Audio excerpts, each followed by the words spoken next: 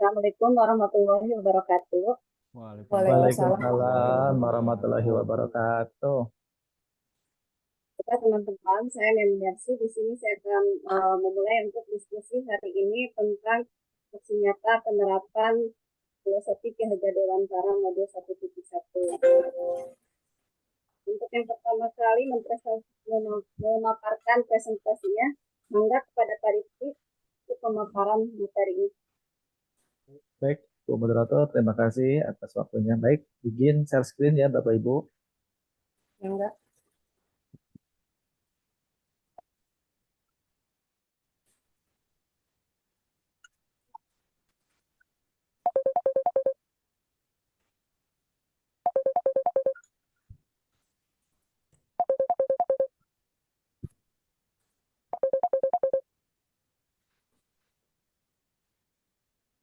Baik, Bapak Ibu. Nah, ini adalah nyata saya penerapan modul 1.1 implementasi pemikiran Ki Hajar Dewantara dalam pendidikan masa kini di SD Negeri Jonggol 2. Nah, sini ada beberapa contoh implementasi pemikiran Ki Hajar Dewantara yang akan saya lakukan di SD Negeri Jonggol 2. Yaitu yang pertama adalah implementasi kurikulum merdeka, yang kedua penerapan tanpa pembelajaran berusaha pada murid, yang ketiga penilaian holistik, yang keempat pengembangan komunitas belajar, yang kelima pemanfaatan teknologi. Nah, yang pertama, implementasi kurikulum merdeka. Kurikulum merdeka ini diluncurkan pada tahun 2002 selaras dengan filosofi pendidikan Ki Hajar Dewantara. Kurikulum ini menekankan pada pengembangan karakter, profil penghasilan, dan fleksibilitas belajar. Sekolah dan guru juga berusaha untuk berinovasi dan berkreasi dalam merancang pembelajaran yang sesuai dengan kebutuhan murid. Ya, selanjutnya penerapan pembelajaran berpusat pada murid. Dalam pembelajaran berpusat pada murid ini, murid tidak lagi menjadi objek pasif yang menerima informasi dari guru, tetapi menjadi subjek aktif yang terlibat dalam proses belajar mengajar. Murid didorong untuk berpikir kritis, kreatif, dan mandiri. Guru berperan sebagai fasilitator yang membantu murid dalam mencapai potensi terbaik. Ya, selanjutnya penilaian holistik. Penilaian dalam pendidikan ini tak hanya fokus pada aspek kognitif, tetapi juga aspek afektif dan psikomotor. Yang selanjutnya, pengembangan komunitas belajar. Ki Hajar Dewantara menekankan pentingnya komunitas belajar dalam pendidikan. Karena sekolah tidak hanya tempat belajar formal, tetapi juga tempat bagi murid, guru, orang tua, dan masyarakat untuk berinteraksi dan saling belajar. Yang selanjutnya, pemanfaatan teknologi. Teknologi dapat menjadi alat yang bermanfaat untuk mendukung pembelajaran, namun pembelajaran harus bijak dan tidak boleh menggantikan peran guru dan interaksi sosial dalam proses belajar mengajar. Kesimpulannya, penerapan pendidikan kajian teori dalam pendidikan masa kini bukan tempat tegangan. Diperlukan komitmen yang kuat dari berbagai pihak, termasuk pemerintah, sekolah, guru, orang tua, dan murid, untuk mewujudkan pendidikan yang bermutu dan berkarakter. Nah, prioritas saya yang pertama adalah implementasi kurikulum merdeka, yang kedua adalah penerapan pembelajaran berpusat pada murid. Alasannya, karena kurikulum merdeka ini merupakan terobosan baru dalam pendidikan Indonesia. Kurikulum ini dirancang untuk memberikan fleksibilitas kemerdekaan belajar bagi murid. Nah, alasan yang selanjutnya, nah, yang satu adalah mewujudkan filosofi pendidikan Ki Hajar Dewantara, lalu meningkatkan kualitas pembelajaran. Yang ketiga, mempersiapkan murid untuk masa depan. Yang keempat, meningkatkan kesetaraan dan akses pendidikan. Yang kelima, memperkuat peran guru. Dan yang terakhir adalah mendukung pemulihan pembelajaran. Nah, kesimpulannya, meskipun implementasi kurikulum mereka masih data tahap awal, banyak pihak optimis bahwa kurikulum ini dapat membawa perubahan positif dalam pendidikan Indonesia. Dengan komitmen dan kerjasama dari semua pihak, kurikulum mereka diharapkan dapat mewujudkan cita-cita bangsa untuk mencerdaskan kehidupan bangsa. Nah, yang kedua adalah penerapan berpusat pada murid. Pembelajaran pusat pada murid atau student centered learning merupakan pendekatan yang menempatkan murid sebagai subjek aktif dalam proses belajar mengajar. Murid didorong untuk berpikir kritis, kreatif, dan mandiri, serta bertanggung jawab atas pembelajarannya sendiri. Nah, ini adalah 6 alasannya adalah satu, meningkatkan motivasi dan ketertiban murid. Yang kedua, mengembangkan kemampuan berpikir kritis dan kreatif. Yang ketiga, meningkatkan keterampilan kolaborasi dan komunikasi. Yang keempat, membangun karakter dan kemandirian. Yang kelima, mempersiapkan murid untuk masa depan. Yang terakhir, meningkatkan hasil belajar. Kesimpulannya, penerapan program bersama pada murid membutuhkan komitmen dan usaha dari semua pihak, termasuk guru, murid, orang tua, dan sekolah. Namun, dengan menggunakan pendekatan ini, kita dapat menciptakan lingkungan belajar yang lebih kondusif dan membantu murid untuk mencapai potensi terbaiknya. Nah, selain itu, ada beberapa profil Pancasila yang akan menjadi implementasi di sekolah saya. Itu yang pertama, beriman bertawakal kepada Tuhan Yang Maha Esa dan Berhak Mulia. Yang kedua, berkebinekaan global. Yang ketiga, bergotong royong. Yang keempat, mandiri. Yang kelima, bernama kritis. Dan yang keenam, kreatif. Nah, implementasinya yang pertama saya memilih yaitu beriman bertakwa kepada Tuhan Yang Maha Esa. Yang kedua adalah gotong royong. Nah, prioritas untuk bermasi lokasi harga di utara yang pertama adalah budi pekerti, yang kedua adalah kodrat alam dan kodrat zaman. Nah, setelah beberapa implementasi saya pilih, maka implementasi untuk program sekolah yang akan kami atau sekolah saya eh, lakukan yaitu Seroja. Apa itu Seroja? Sehat, jasmani, dan rohani. Di dalam Seroja itu ada Jumat Ngawas, ada Jumsih, ada sholat berjamaah, dan juga ada sedekah Jumat. Baik, Bapak Ibu, itulah pemaparan dari saya implementasi tentang pemikiran Ki Hajar Dewantara yang akan menjadi program di sekolah saya. Enggak, Ibu Moderator untuk selanjutnya. Baik, terima kasih Pak Rifki atas pemaparan materinya. Eh, untuk yang lain mungkin ada yang mau memberikan umpan balik atau bertanya, silakan satu orang saja dibatasi. Pak Reman. Baik, terima kasih kepada Ibu Moderator atas waktunya. Terima kasih juga kepada Pak Rifki atas pemaparan dari filosofi pemikiran Ki Hajar Dewantaranya. Pada kesempatan kali ini saya ingin eh, memberikan umpan balik, lebih tepatnya terkait pertanyaan terkait dari program Seroja.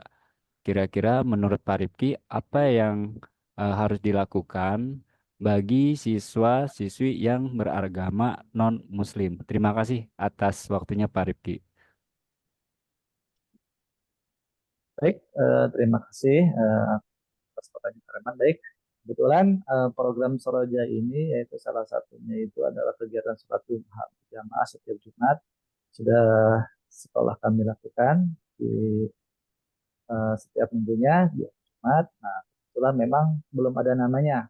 Baru namanya itu adalah sholat duha berjamaah. Nah, ketika yang Muslim itu berangkat ke masjid untuk sholat duha berjamaah, yang Muslim itu masuk ke ruangan kelas khusus yang nanti di dalam ruangan kelas itu sudah ada guru agamanya masing-masing. Kebetulan guru agama yang di sekolah saya itu ada guru agama Buddha dan guru agama Kristen. Nah, mereka nanti diarahkan.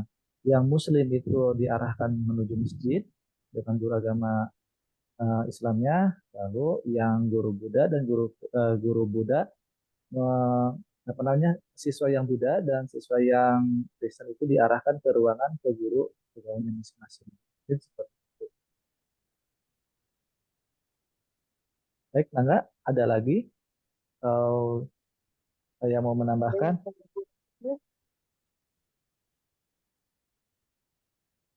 Pak Rifki, saya mau bertanya. Pada saat kita menentukan mempunyai program seperti itu, otomatis kan kita harus bekerja sama dengan warga sekitar. Nah, pertanyaan saya, apakah sebelumnya kita melakukan rapat dulu dengan komite dan kepala atau yang lainnya atau bagaimana? baik, Ini Bu. pertanyaan saya. Siap. Oke, mungkin kalau bagi sekolah yang belum sama sekali melakukan apa namanya program seperti itu, alangkah baiknya dirapatkan di awal tahun ajaran, Bu ya. Tapi mungkin kalau saya itu sudah dilakukan sebelum-sebelumnya, hanya belum ada nama programnya, mungkin hanya sosialisasi melalui grup WA atau sosialisasi melalui apa namanya pemberitahuan ke siswa nanti diberitakan ke orang tuanya. Jadi agak lebih mudah, lebih tepat waktu. Tapi bagi sekolah yang memang belum sama sekali gitu ya, alangkah baiknya itu kita rapatkan dulu menjadikan sebuah program sekolah. Seperti itu, Bu. Tapi di sekolah saya karena sudah berjalan, hanya penggantian nama saja menjadi Soraja, mungkin kami hanya sosialisasinya melalui pemaparan di grup-grup WA dan memberikan pemahaman ke para siswa. Itu aja sih. Banyak Pak Rifki. Baik, sama-sama. Selanjutnya Enggak, kita berarti akan udah Bu ya. pemaparan materi dari Bu Lasmini. Mangga Bu Lasmini untuk presentasi materi. Ya Bu, nanti maaf ya Bu kalau bisa boleh dah yang selanjutnya dulu ini sedang diperbaiki dulu ya Bu. Saya lempar ke Bu Resti aja ya. Mangga Bu Resti. Terima kasih pada moderator untuk waktunya. Izinin saya coba saya screen dulu. Sudah terlihat Bapak Ibu? Iya, Iya, ada. Bu. Lihat, Bu. Ya, terima kasih sebelumnya. Baik, di sini saya akan memaparkan tentang implementasi pemikiran Ki Hajar Dewantara dalam pemikiran masa kini di SDN Singasari 01. Perasaan selama melakukan perubahan di kelas yaitu selama menjadi guru penggerak, tepatnya mengikuti pendidikan guru penggerak, itu saya merasa pembelajaran yang sebelumnya berpusat pada guru, padahal sebetulnya pembelajaran itu berpusat pada anak. Kemudian yang kedua, anak memiliki keterbatasan dalam mengeksplor dirinya, kurangnya kemandirian, dan tidak bisa bebas lagi dalam berekspresi. Ya, tapi kemudian saya mendapatkan materi tentang filosofi Ki Hajar Dewantara, di mana di situ saya disadarkan diri saya, di mana pentingnya memberikan pendidikan yang menuntun, dibandingkan hanya dengan sekedar mengajar saja, di mana saya harus menjadi contoh yang baik dan teladan yang baik bagi anak. Seperti yang tertera pada profil pelajar Pancasila, di mana ada yang pertama beriman bertakwa kepada Tuhan Yang Maha Esa, kemudian mandiri, bernaral kritis, berkebinekaan global, bergotong royong, dan kreatif. Nah, seiring berjalannya waktu dan pembelajaran yang saya jalani, maka saya mempunyai ide dan gagasan. Dan kebetulan ide dan gagasan itu timbul saat melakukan ruang kolaborasi bersama kelompok B, di mana kami mendapatkan satu keputusan bersama. Hal yang akan kami tekankan yaitu di bagian beriman bertakwa kepada Yang Maha Esa dan kami mendapatkan program yang bernama Seroja. Seroja itu kepanjangan dari rohani dan jasmani, sesuai profil pelajar Pancasila yang sudah saya sebutkan tadi. Kemudian, apa itu program Seroja? Di mana anak menyiapkan semua keperluan yang akan digunakan, di mana tim persiapan itu sudah dibagi sebelumnya. Sehingga di setiap Jumat akan memiliki petugas khusus, tidak usah menunjuk dadakan atau saling menyuruh antara murid ya, karena petugas itu selain menyiapkan juga menjadi pengisi kegiatan seperti membaca doa. Kemudian ada tim yang berkeliling untuk mengumpulkan infak sedekah, di mana uang itu digunakan untuk ketika ada anak yang sakit, orang tua yang sakit, ataupun musibah yang lain terjadi pada warga sekolah. Juga ketika ada santunan anak yatim, itu bisa digunakan. Setelah proses sholat dan berdoa juga mengaji, bersama seluruh siswa melakukan operasi semut. Harapannya, anak mempunyai rasa gotong royong yang maksimal dan tidak perlu lagi disuruh-suruh, jadi semuanya ikut turun membersihkan bekas serojanya, kemudian sambil mengambil sampah-sampah yang berserakan gitu ya. Nah, diharapkan siswa memiliki budi pekerti yang baik dalam melakukan kegiatan ini. Demikian Bapak Ibu, singkat dari saya. Terima kasih. Wassalamualaikum warahmatullahi wabarakatuh. Waalaikumsalam Waalaikumsalam warahmatullahi wabarakatuh. wabarakatuh. Buka ini. Mungkin yang lain ada yang mau bertanya atau menambahkan? Pak Areman itu Bu Moderator. Enggak Pak Areman? Enggak Pak Areman, silakan. Baik, terima kasih kepada Ibu Moderator ya, dan terima kasih juga kepada Ibu Resti yang sudah memaparkan terkait filosofis pendidikan Ki Hajar Dewantaranya. Pada materi yang Ibu sampaikan ada satu kalimat yang menurut saya menarik, yaitu berkaitan dengan operasi semut. Nah, mungkin di sini saya ingin bertanya kepada Bu Resti, bagaimana ataupun mungkin istilahnya apakah ada masukan terkait operasi semut itu apabila dilakukan untuk jenjang yang lebih tinggi, khususnya sekolah menengah atas, karena kalau berbicara sekolah menengah atas kebanyakan kan siswa-siswinya itu sudah agak remaja, mungkin istilahnya kalau untuk disuruh-suruh itu agak sedikit sulit daripada mohon maaf jenjang sekolah dasar. Terima kasih Bu Resi. Terima kasih juga kepada Ibu Moderator. Ya. Terima kasih Pak Areman. Mungkin ada sedikit sharing Pak. selain dengan cara kita memberikan contoh ketika bersih-bersih kelas atau lingkungan sekolah, pastinya kita sebagai seorang tenaga pendidik juga harus memberikan contoh di mana kita ikut menyapu, ikut membuang sampah, ikut merapikan apa yang ada di dalam kelas. Nah, selain itu, untuk tingkat yang lebih tinggi, seperti yang Bapak sebutkan tadi, bisa juga dengan contohnya dulu saya terapkan di SMK, Pak, kita menyuruh anak memindahkan sampah-sampah sesuai kategorinya gitu ya. Jadi anak bisa belajar sampah anorganik, sampah organik gitu. Kita minta mereka untuk pisahkan, kemudian dalam satu waktu disuruh mencari di lingkungan sekolah, Pak, baik itu di dalam ataupun di luar. Jadi kan secara tidak langsung pembelajaran juga berlangsung dan juga sekolah tetap bersih gitu, operasi semutnya tetap berjalan. Mungkin Bapak itu kurang lebihnya dari saya. Terima kasih. Yang lain ada yang mau menambahkan? Pak Reman udah paham atau cukup puas? Boleh saya menambahkan, Bu? Besok banget, Pak. Ya, izin Bu Moderator ya. Baik, mungkin saya akan menambahkan tentang masalah operasi smooth. Jadi benar apa yang tadi disampaikan bahwa kalau kita ingin menyuruh anak, maka kita harus beri contoh dulu. Ya, kenapa? Karena jangan sampai kita menyuruh anak membersihkan halaman sekolah, memungut sampah, kita sebagai guru hanya tunjuk tangan aja, nggak ada actionnya. Apalagi anak-anak yang sudah dewasa, mereka akan berpikir, wah, mungkin kalau anak-anak SD, dia masih ada rasa takut kepada gurunya. Kalau disuruh, wah, masih ngedumel. Anak-anak SMA tidak begitu. Anak-anak SMA mereka lebih berani, lebih kritis. Jangan sampai kita ribut soal masalah gitu. Makanya alangkah baiknya kita beri contoh kalau memang suruh operasi semut kita ikut. Ya, beri contoh awal dulu. Siapa tahu mereka tergugah hatinya. Apalagi mereka sudah lebih dewasa, lebih paham. Ternyata kok sampai gurunya turun tangan, kita malu dong gitu kan. Itu seperti itu. Mungkin Pak, mungkin itu aja masukan saya seperti itu. Jadi apapun yang akan kita lakukan, mau operasi semut, kita beri contoh dulu, biar nanti anak merasa tergugah apa yang kita lakukan. Mungkin itu saja tambahan dari saya.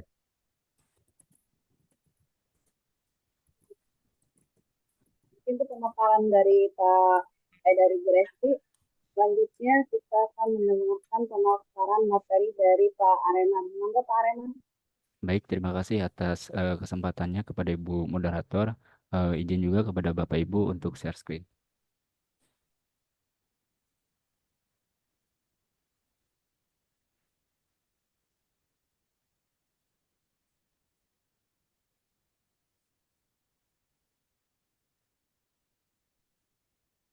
Baik, Bapak Ibu, eh,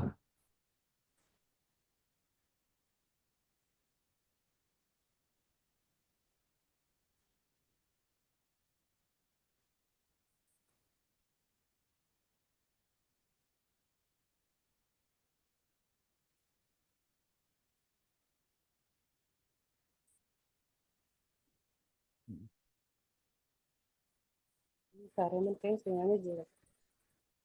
izin Bapak Ibu, apa sudah terlihat share screenan saya? Sudah Pak. Baik, terima kasih Bapak Ibu. Berikut akan saya paparkan terkait aksi nyata modul 1.1 berkaitan filosofi pendidikan Ki Hajar Dewantara.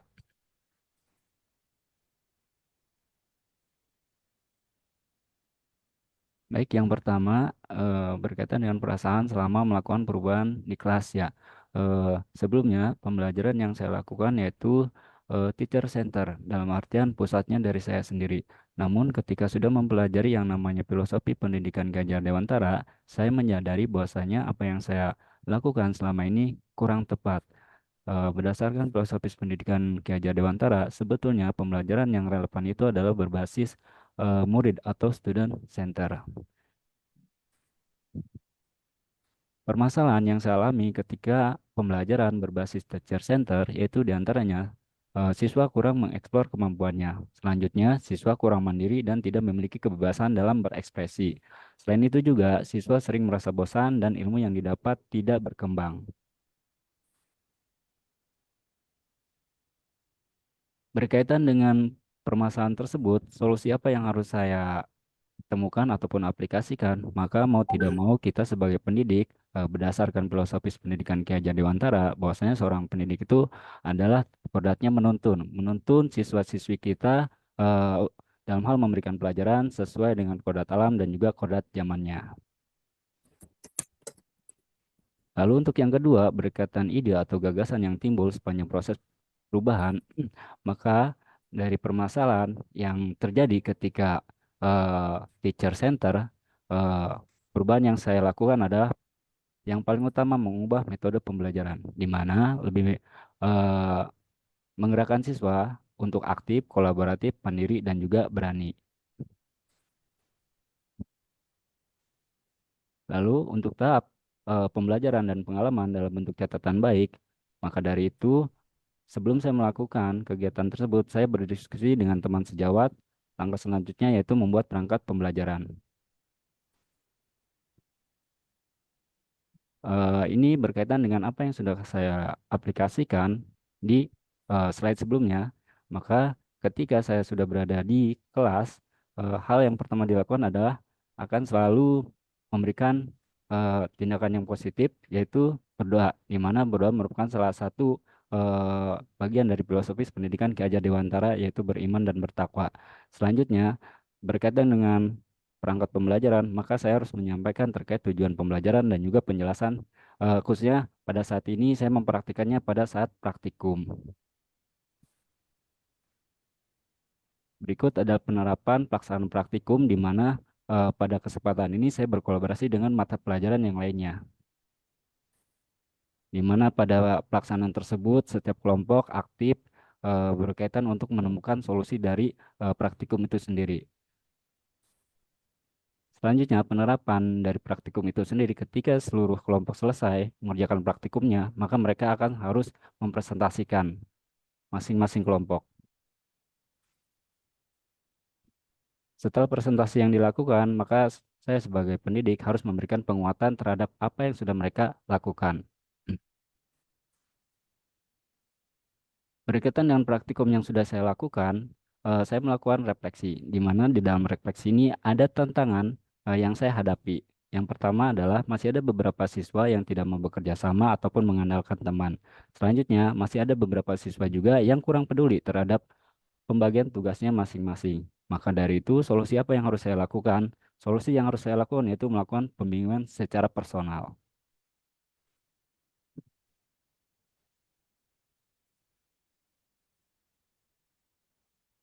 Demikian eh, apa yang bisa saya sampaikan terkait aksi nyata modul 1.1. Selanjutnya saya kembalikan lagi kepada Ibu Moderator. Mungkin di antara Bapak Ibu sekalian ada yang mau memberikan umpan balik, saya persilakan. Terima kasih. Terima kasih Pak Areman. Bu Resti, Assalamualaikum. Saya siap ya.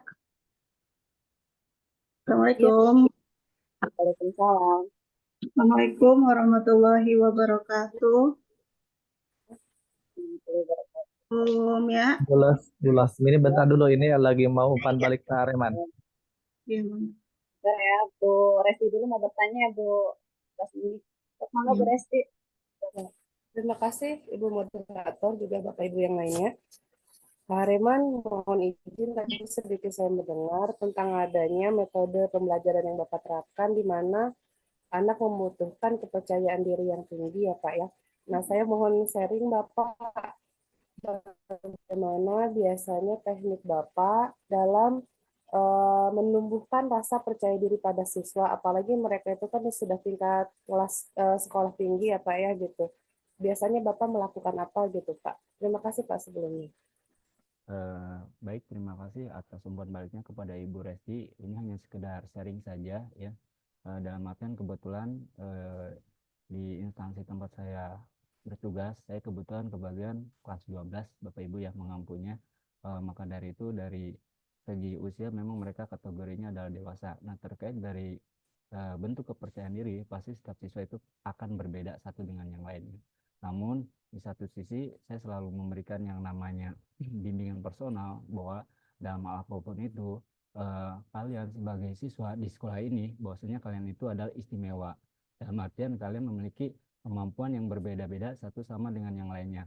Maka dari itu kalian itu khususnya siswa itu tidak perlu membandingkan satu dengan yang lainnya. Eh, yang saya harapkan terkait apa yang saya sampaikan ini kepada siswa ini bahwasanya eh, nantinya mereka bisa menumbuhkan yang namanya kepercayaan diri. Dalam artian kepercayaan diri di sini bahwasanya apapun bentuk khususnya di dalam pembelajaran tugas mereka bisa menyelesaikan itu. Mungkin itu dari saya terkait umpan balik dari Ibu Resti. Terima kasih Bu Resti. Terima kasih Bapak.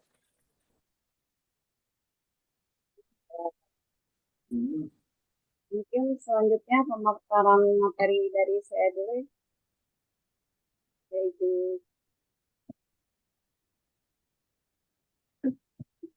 Gak bisa nanya orang. dan itu Bapak Ibu. Sudah Bu, silakan.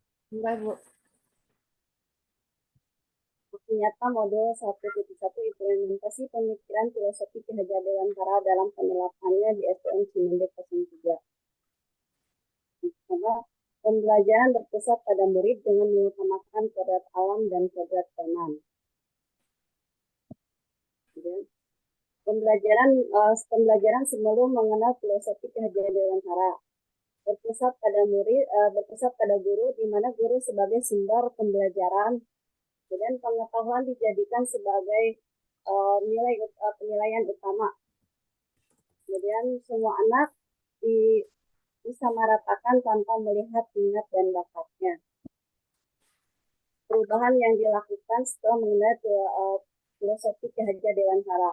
Pembelajaran berpusat pada murid itu sebagai fasilitator dengan mengutamakan sistem AMON, di mana guru mengarahkan agar murid sesuai dengan kemampuannya. Kemudian berusaha lebih dekat dengan murid sesuai dengan filosofi Ki Hajar Dewantara, berhamba pada anak, melakukan refleksi di akhir pembelajaran, mengidentifikasi bakat dan minatnya. Demikian pemaparan yang dapat saya sampaikan. Terima kasih. Mungkin ada yang mau menambahkan atau bertanya?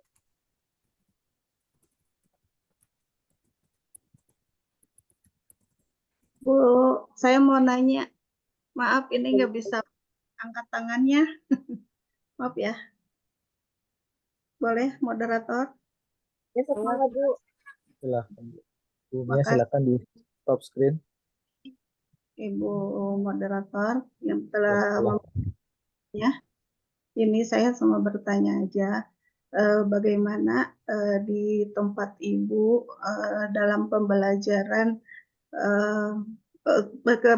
dalam pembelajaran kurikulum Merdeka ini, dalam pelaksanaannya melaksanakan kegiatan proyeknya seperti apa? Kan Ibu, saya pernah dengar Ibu itu sudah melaksanakan kurikulum Merdeka ya Bu.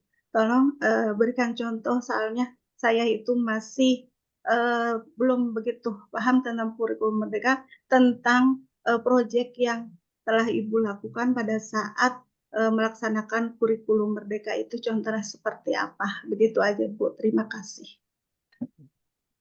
Kasih beres ini. Yang kalau yang semester kemarin aja ya, untuk semester kemarin di fase B saya mengambil tema Bhinneka Tunggal Ika dengan itunya apa namanya pelestarian tarian daerah, di mana saya waktu itu tidak setiap bulan, setiap akhir, tapi saya mengambil waktu di akhir semester. Jadi ada waktu 1 bulan saya blok untuk melaksanakan kegiatan P5. Jadi pada saat bulan Mei itu sebuah kegiatan saya gunakan untuk kegiatan proyek P5, di mana saya mulai mengenalkan tentang apa itu budaya yang ada di Indonesia, bagaimana itu tentang salah satunya itu tarian tradisional, kemudian tarian tradisional apa saja yang ada di Indonesia seperti itu. Jadi saya untuk pelaksanaan proyek itu saya mengambil waktu 1 bulan sebelum pelaksanaan ulangan umum. Ya. Untuk pelaksanaan pada saat penampilan proyek P5 ini, pelaksanaannya saya dilakukan setelah ulangan umum, karena waktu itu kan mepet ya Bu waktunya. Jadi setelah ulangan umum 1 minggu saya melaksanakan panen karya. Ya, berarti seperti itu ya Bu ya. Mungkin ada yang mau menambahkan, yang lain yang sudah melaksanakan kurikulum Merdeka, karena saya juga baru tahun ini ya mulai melaksanakan kurikulum merdeka, jadi saya juga masih meraba-raba, tapi saya nanya ke SD yang lain, bagaimana pelaksanaannya seperti ini. Ya, Mungkin ada yang menambahkan Pak Areman, Pak Beresti. Cukup Bu, ya, bagus. Kita lanjut ke yang pemaparan terakhir aja. Mungkin itu yang dapat saya sampaikan ya. Berhubung ini kita lanjut ke Bu Lasmini. Mangga Bu Lasmini untuk memaparkan materi presentasi ini. ya, terima kasih Ibu. Saya dibantu oleh soalnya di sini kebetulan atau saya sedang bermasalah ini juga, maaf sekali ini memakai punya teman. Maaf ya. Di sini ya, Assalamualaikum warahmatullahi wabarakatuh. Ini ini memaparkan tentang modul 1.1 filosofi Ki Hajar Dewantara. Ayo Pak. Yang selanjutnya, perasaan selama melakukan perubahan itu yang dirasakan oleh saya, yaitu pembelajaran sebelumnya itu saya lakukan berpusat pada guru, ya Pak, teacher center. Padahal yang sebenarnya itu kita harus berpusat kepada siswa. Nah, setelah melakukan kolaborasi, saya banyak belajar tentang pemikiran Ki Hajar Dewantara, sehingga saya dapat memperbaiki pembelajaran yang telah saya lakukan bersama rekan CGP. Baik itu CGP, pengantar praktik, ibu fasilitator, maupun instruktur. Filosofi pendidikan Ki Hajar Dewantara di sini menyadarkan saya pentingnya memberikan pendidikan yang menuntun, dibanding saya sekedar mengajar saja. Saya harus memberikan contoh teladan yang baik kepada murid, karena pendidikan bertujuan untuk menuntun segala kodrat yang ada pada anak-anak, agar mereka dapat mencapai keselamatan, kebahagiaan yang setinggi-tingginya.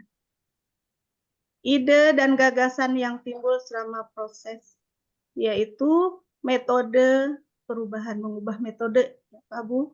Perubahan dari pemikiran atau perilaku setelah mempelajari modul ini, saya memuji perubahan pandangan saya bahwa pembelajaran sebelumnya sebenarnya dan seharusnya berpusat pada murid. Guru hanya sebagai pembimbing saja. Ada praktik baik aksi nyata pernah saya lakukan juga, yaitu perencanaan dengan teman-teman CGP, ya Pak. Pelaksanaannya sebelum belajar kita membaca doa dan membaca surat pendek. Pelaksanaan juga kita melangsungkan Zoom meeting bersama teman-teman sejawat di sini bersama teman-teman CGP. Terima kasih. Ini dari saya, cukup sekian. Assalamualaikum warahmatullahi wabarakatuh. Langsung Pak. Terima kasih Bu Lasmini atas pemaparan materinya. Mungkin ada yang mau bertanya dari peserta yang lain atau memberikan umpan balik, mangga. Pak Rifki atau Pak Areman. Bu, mungkin saya akan bertanya ya. Masalah yang tadi dipaparkan Bu Lasmini. Jadi, Ibu, mungkin saya akan bertanya singkat saja. Di Singajaya 1 kan sudah dilaksanakan program apa barusan itu teh? Programnya Saroja gitu ya, apa belum gitu ya? Nah, lihatnya kan kita kan beda sekolah nih Bu ya. Kira-kira kalau strategi Ibu melakukan seluruh program itu mungkin akan beda dengan sekolah saya. Nah, kira-kira strategi Ibu bagaimana untuk si program tersebut akan berjalan lancar gitu aja. Oh ya, terima kasih kepada Bapak Rifki yang telah memberikan umpan balik kepada saya. Di sini mengenai seperti itu, saya setiap hari Jumat itu melaksanakan sholat duha berjamaah, Pak. Setelah sholat duha berjamaah itu dilanjutkan dengan pembacaan surat pendek, itu ya. Terus yang untuk jasmaninya kita setiap hari Sabtu melaksanakan senam bersama, terus melaksanakan kegiatan-kegiatan sebesar kalau ada anak yang membawa, disarankan suka membawa raket lah, gitu, ada yang futsal gitu ya. Jadi sejalan, semisal sebelum belajar pun saya membiasakan membaca doa, setelah membaca doa membaca surat pendek semisal 5 menit atau 10 menit dibiasakan setiap hari. Itu Pak, yang saya dilaksanakan di sini aja ya satu itu seperti itu. Terima Terima kasih. kasih. Mungkin ada yang lain silakan mau menambahkan atau buat balik yang lainnya silakan. Ada yang mau menambahkan yang lain atau dirasa cukup? Ada Ibu, sudah cukup. Terima kasih pemaparan. Ya. Terima kasih.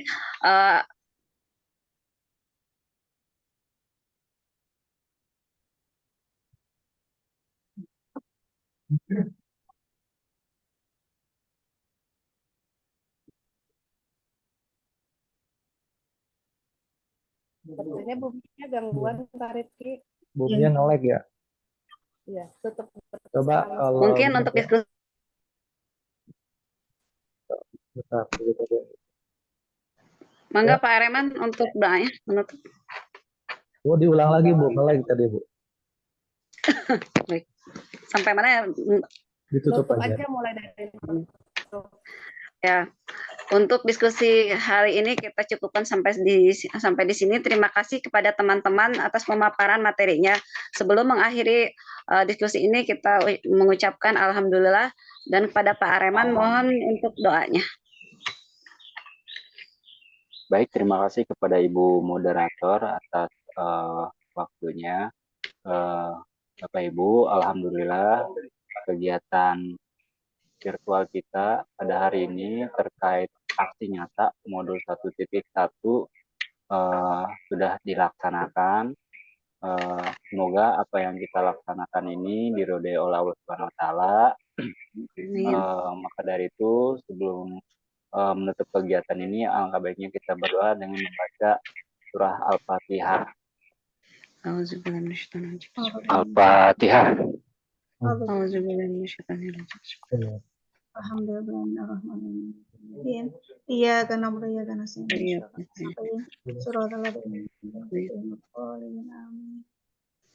Amin. Amin. Baik, saya kembalikan lagi kepada Ibu moderator. Terima kasih. Assalamualaikum warahmatullahi wabarakatuh. Waalaikumsalam warahmatullahi wabarakatuh. Enggak Bu, ditutup aja. Ayo kita akhiri dengan mengucapkan wassalamualaikum warahmatullahi wabarakatuh. Waalaikumsalam warahmatullahi wabarakatuh.